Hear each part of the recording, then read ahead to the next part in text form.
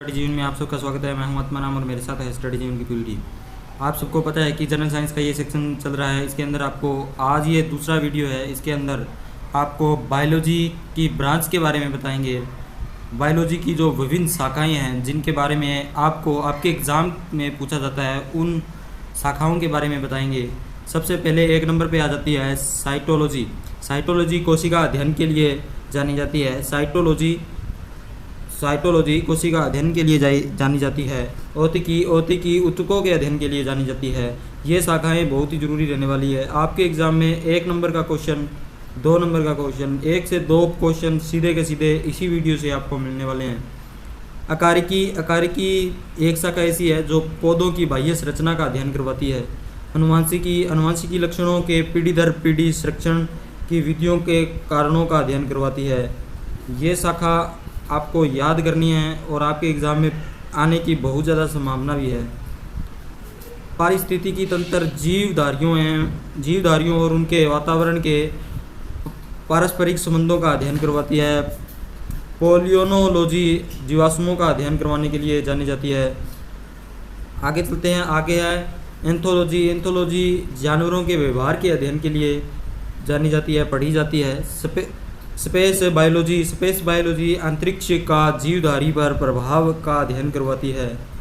ये आपको है ना याद रखनी है। शाखाएं विभिन्न प्रकार की है। आगे हम जैसे टॉपिक करेंगे उनमें इन शाखाओं के बारे में पढ़ेंगे तो आपको समझ में आ जाएगा कि क्या है। वायरोलॉजी विषाणु का अध्ययन करवाती है। पैथोलॉजी बीमारी का अध्ययन करवाती है। कौन सी बीमारी कैसे हो रही है तो हम उसका अध्ययन पैथोलॉजी में करते हैं। डर्मेटोलॉजी त्वचा तथा उसका अध्ययन करवाती है। कार्डियो मांसपेशियां का अध्ययन करवाती है। यकृत का अध्ययन करवाती है। ये सारी आपके दैनिक जीवन में यूज होने वाली है। जैसे आपको पता है कि कोई भी डॉक्टर है, कार्डियोलॉजी या न्यूरोलॉजी आगे लिखा होता है डॉक्टर के नाम के आगे, तो आपको पता चलता है कि ये डॉक्टर किसका है और क्या काम करता है, कौन से रोग के लिए इसको जाना जाता है, कौन से रोग को सही करता है। न्यूरोलॉजी तंत्र का अध्ययन करने के लिए पढ़ी जाती है। साकोरोलॉजी मांसपेशियों का अध्ययन करवाने के लिए जानी जाती है और इसे हम जीव विज्ञान की विभिन्न शाखाओं के रूप में पढ़ते हैं। ऑर्थोलॉजी कंकाल का अध्ययन करवाती है। अगर कोई भी हड्डी का हम अध्ययन करते हैं तो उसे ऑर्थोलॉजी कहते हैं। हेमेटोलॉजी रक्त का अध्ययन करवाने के लिए जानी जाने वाली एक शाखा है।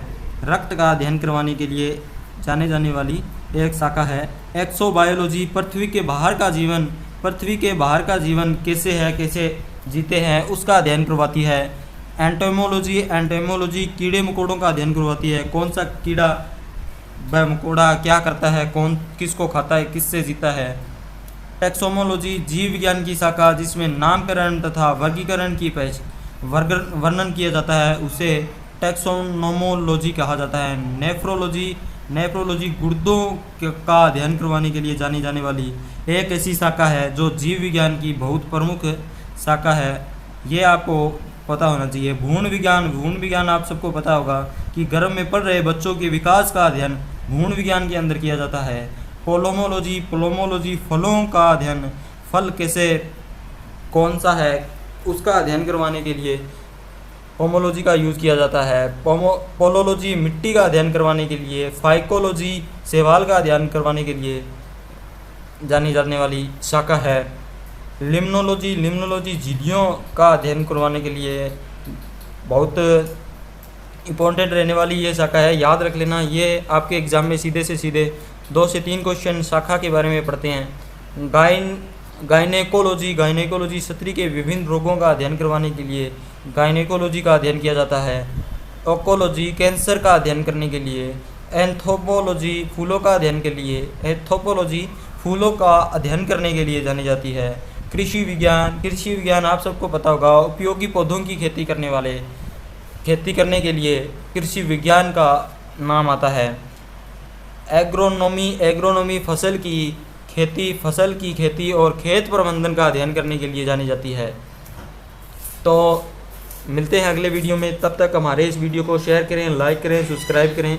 अगले वीडियो में अगला टॉपिक के साथ, नए टॉपिक के साथ मिलते हैं। और अब अपने टॉपिक स्टार्ट हो जाएंगे। ये आपको विभिन्न प्रकार की शाखाएं बताई है, ये शाखाएं याद रख लेना। एग्ज़ाम में आपको 2 से 3 क्वेश्चन इन्हीं से रिलेटेड मिलने वाले हैं। तो मिलते हैं अगले वीडियो में जल्द ही।